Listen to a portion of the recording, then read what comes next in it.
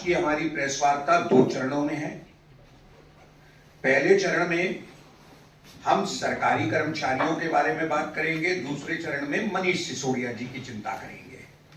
Press वार्ता को हमारे प्रदेश अध्यक्ष श्री वीरेंद्र सचदेवा जी और हमारी सांसद और प्रदेश की मंत्री बहन बांसुरी स्वराज जी संबोधित करेंगे।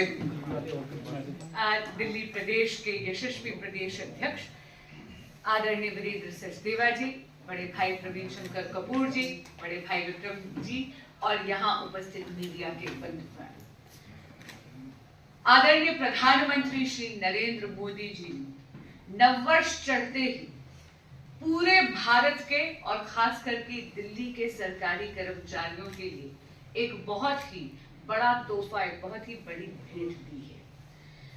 आदरणीय प्रधानमंत्री श्री नरेंद्र मोदी जी के नेतृत्व में कैबिनेट ने 8वें केंद्रीय वेतन आयोग के यानी कि 8th पे कमीशन के गठन के मंजूरी दे दी है। इससे आप देखेंगे कि पूरे भारत में 48.62 लाख केंद्रीय कर्मचारियों को इससे लाभ होगा।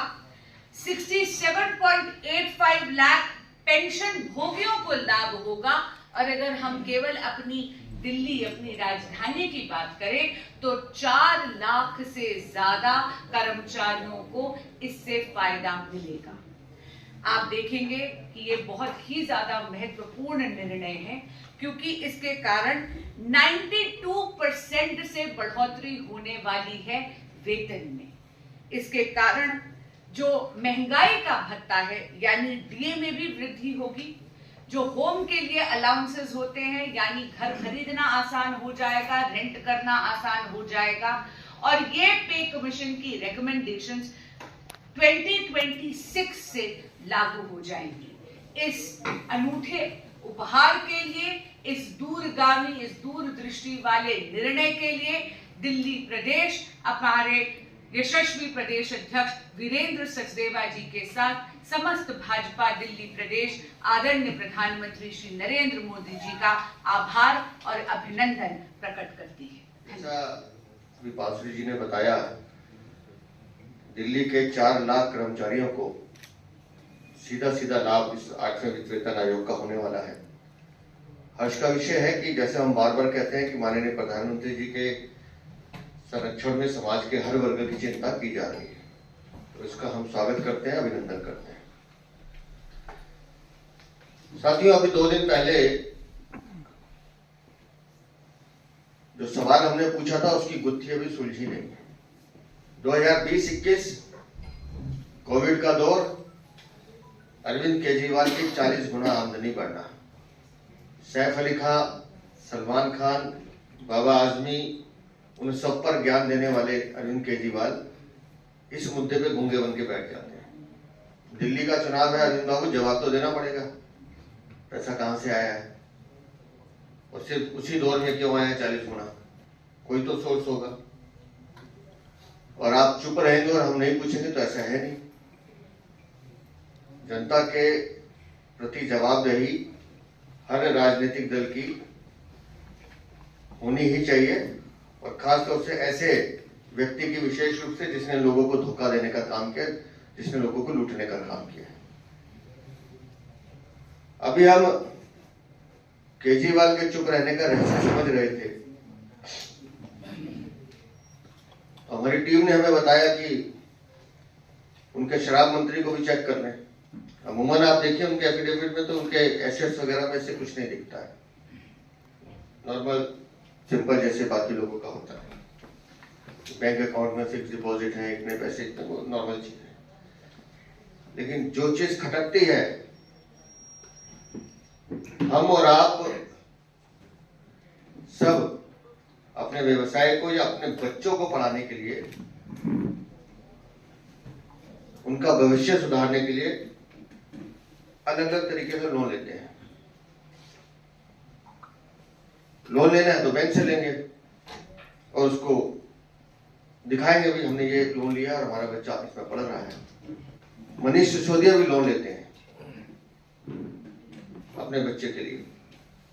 अच्छी बात है, पढ़ाना चाहिए, कोई दिक्कत नहीं, बच्चे पढ़ लिख के अच्छे बने, कम से कम शराब का काम ना करें, इसमें कोई बुराई नहीं है। 1.5 करोड़ का लोन है शिक्षा कर्ज, किसी संस्था ने नहीं दिया है, वो व्यक्तिगत मित्रों ने दिया है। कौन है वो व्यक्तिगत मित्र? और मजे की बात यह है, ये लोन भी उस शराब नीति के बाद आता है।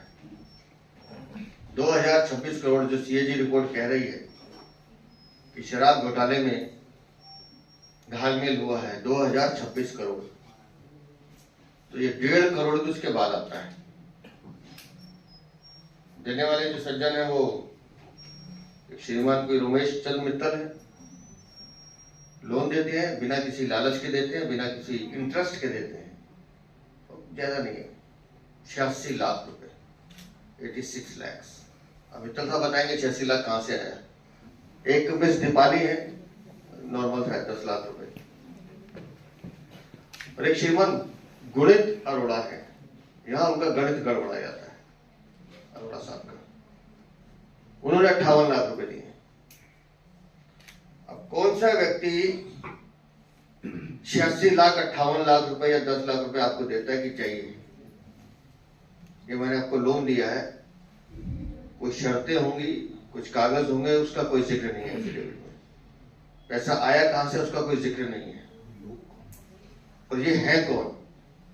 शराब के व्यापारी हैं, मुझे नहीं मालूम, इसलिए मैं पूछ रहा हूं कौन है ये लोग। लेकिन जांच का विषय तो है, और हम लिखेंगे भी जांच के लिए, जो विभाग इससे संबंधित होंगे हम बात भी करेंगे, क्योंकि ये जांच का विषय है कि दिल्ली का शराब मंत्री जो उस समय उप मुख्यमंत्री भी है, जो 17 महीने जेल में रहकर आया, जमानत पे आज बाहर है, कहां से उसको 1.5 करोड़ रुपया व्यक्तिगत लोग देते हैं कि जाइए अपने बच्चे को पढ़ाइए।